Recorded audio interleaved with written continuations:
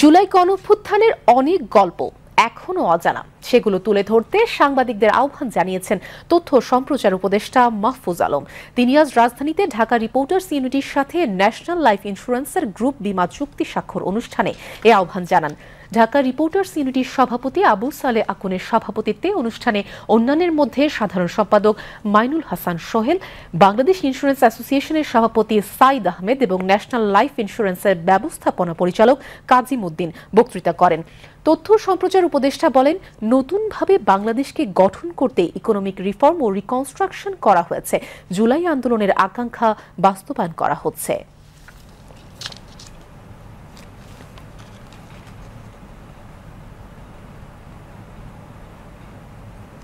জুলাই গণঅভ্যুত্থানের আরও যেই গল্পগুলো আছে এই গল্পগুলো বলা উচিত, মানুষের কাছ থেকে জানা উচিত। এবং প্রত্যন্ত অঞ্চলে অনেক শহীদ এবং আহত পরিবার আছে যারা অনেক সরকারি অ্যামিনিটিস পায় নাই।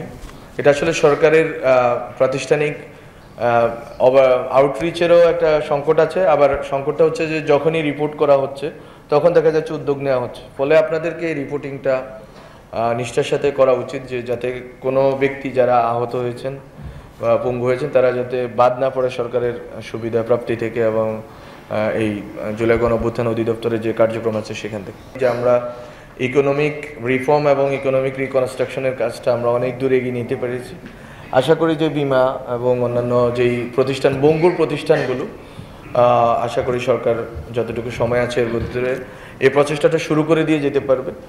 এবং বাংলাদেশের এই রিকনস্ট্রাকশন প্রসেসটা তো আমরা মনে করি যে জুলাই যারা শহীদ হয়েছেন তাদের একটা আকাঙ্ক্ষা ছিল যে বাংলাদেশ রিকনস্ট্রাক্টেড হবে, নতুনভাবে বাংলাদেশকে গড়ে তোলা হবে এবং নতুন প্রজন্মের জন্য নতুন ধরনের বাংলাদেশ হবে। আশা করি এই প্রক্রিয়ায় আমরা আছি এবং আমরা যারা জুলাই গণঅভ্যুত্থানে শহীদ হয়েছেন, আহত হয়েছেন, পঙ্গু হয়েছেন, তাদের যে আকাঙ্ক্ষা, এই আকাঙ্ক্ষা বাস্তবায়নে আমরা কাজ করতে পারবো।